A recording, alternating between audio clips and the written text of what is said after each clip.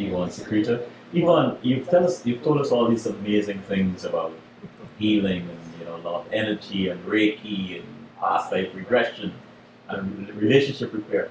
For those who are thinking about coming to visit you, how do they find you? Right across the street from the Brooklyn Museum. Across the street from the Brooklyn Museum. Okay, what is the address? 41 Eastern Parkway. 41 Eastern Parkway. 1B. 1B. Dr. Moore's office. Dr. Moore's office. I like that. I like that. So right there. What is it about what you do that really appeals to you? Well, I tell people that we get to the seed of the issue and the problem. We get to the core of it. And we do it in one session. So none of this 5 years of therapy, talking about how your mother didn't do this or that. We get right to the core and the seed of the problem.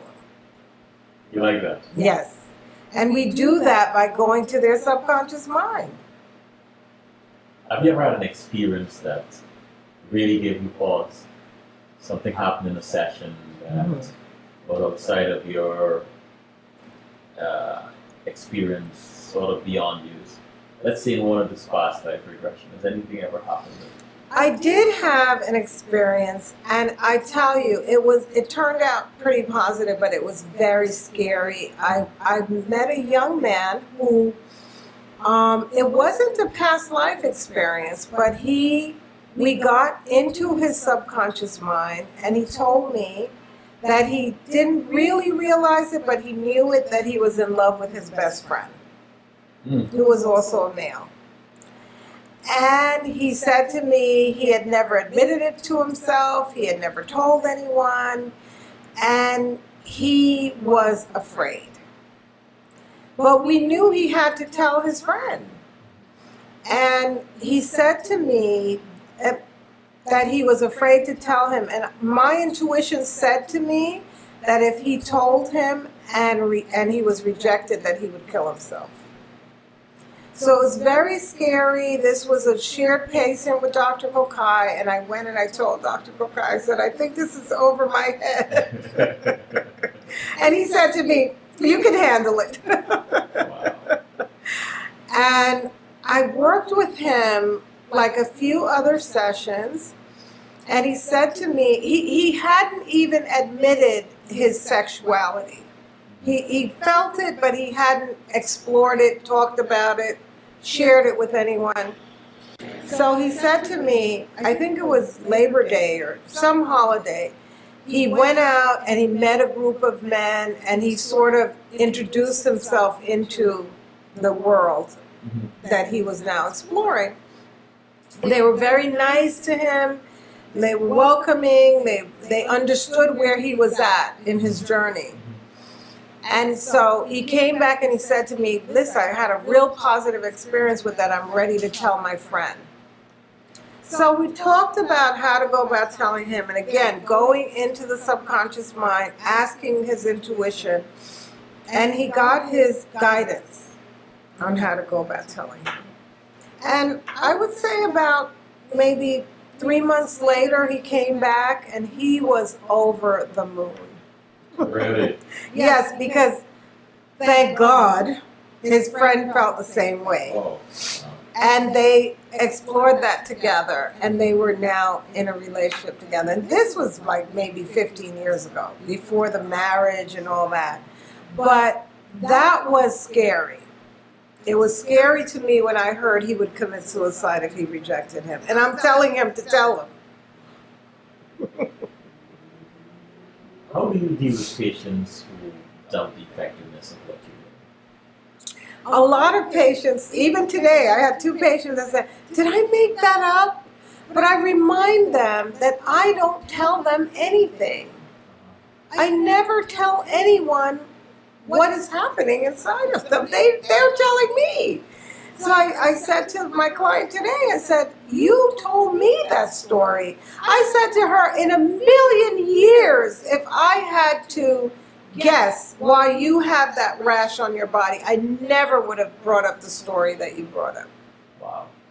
What is one thing people are surprised to learn about you when they get to know you? I think they appreciate the honesty of the work. Because when all is said and done, there's a pure resonance that comes through that says, you can feel when something is true, you know what I'm saying? Without a lot of words. And there's like a pure resonance that comes through, and they say, I get it. I knew it all along. Are you a workaholic, Yvonne? Or have you, I don't consider myself. have you acquired a good work-leisure balance? No, well, now in my 50s, yes.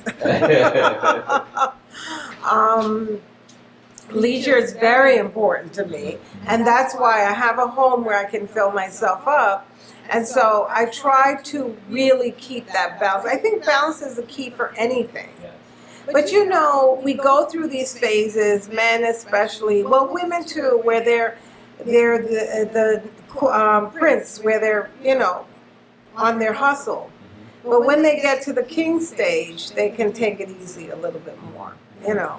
So I think I'm in my queen stage right now. And so I'm enjoying the fruits of my labor and really balancing work with pleasure. Is this a period you would say you were most satisfied in your life? Most satisfied. Mm-hmm. Absolutely, and most accomplished. When are you most happy? I'm most happy at dawn and dusk. Tell us about dawn. Dawn, I see the sun coming up like through the window, and I just appreciate how powerful God is. How incredible this energy is that's coming, that's waking up, you know, that's here to give us heat and, you know, everything that we need. Where does dusk take you? Dusk is a real, like a solitude type of time. You know, I live in the country, and the deer come out at dusk. Mm-hmm. And the rabbits come out, and you know, you can see the animals, and so it's like, I don't know, it's like a nature thing maybe, yeah. But it's a very soothing time, and so I love the feeling that I get at dawn and at dusk. What is peace? I don't understand it. Peace is really knowing that your conscious mind, your subconscious mind, and your superconscious mind are all working together. I love that. They're all in synchronicity. What would you say you've learned about yourself through the lifespan of your career? Well, I think the thing that I've learned the most is that you always win when you stay in that honest place, when you're honest with yourself. And you always, when you're true to yourself, you always win. I like that. Yeah. So, for those who are curious, the 5 steps again. Okay. All right? Hit them. So, we're healing a difficult relationship. Yes. So, we are asking, what is it that's most difficult about that person? And then we're looking for anywhere in our experience that we're demonstrating the same type of behavior. What is the magnet? When we identify that magnet, we're recognizing that it doesn't serve us, just as it didn't serve that person that we are working on. Yeah. And so we forgive ourselves.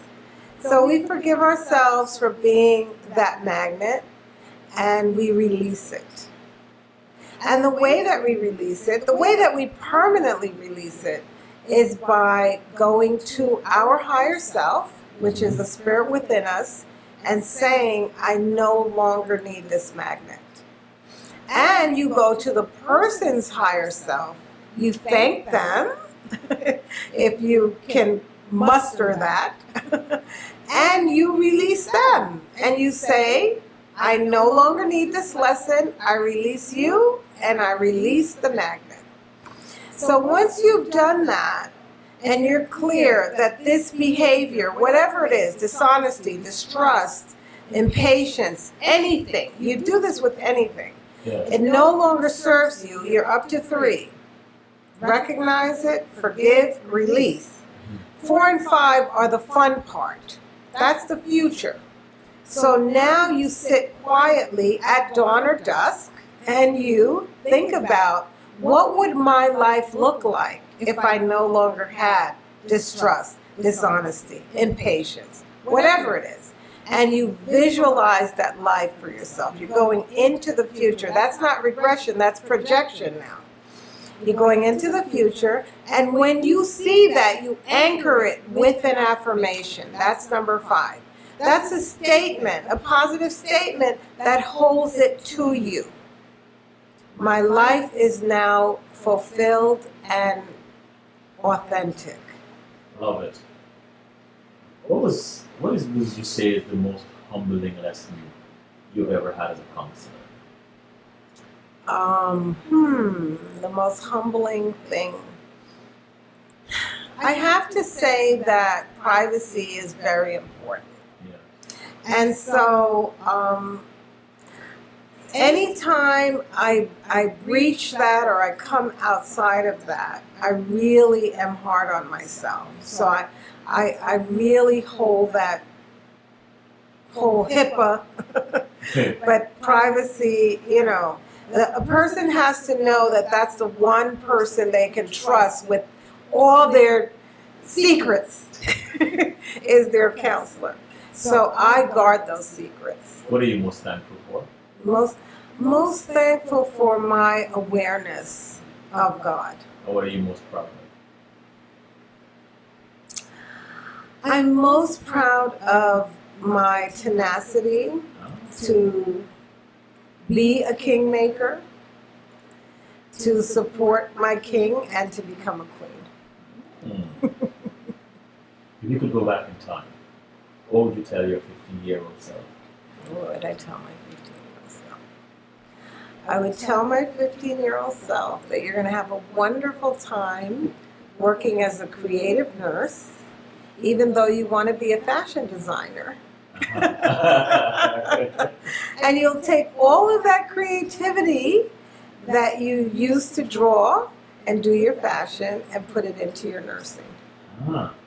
Finish the sentence. The best part of Sunday evenings is? The best part of Sunday evenings is relaxing and watching the sun go down. What makes you laugh out loud? My grandson. He's 1 year old, and as I was on my way to this session, he said, "Wait, Grandma, wait! No, go bye-bye." So I got to rush back to him. Yvonne, thank you. Thank you so very much. You're welcome. The time just went somewhere. Thank you. It was a pleasure. Thank you. I appreciate it. You're welcome. And thank your audience. And this is Selma Collins saying thanks for listening and good night. And fear not what fear whispers to you, fear your obedience to it.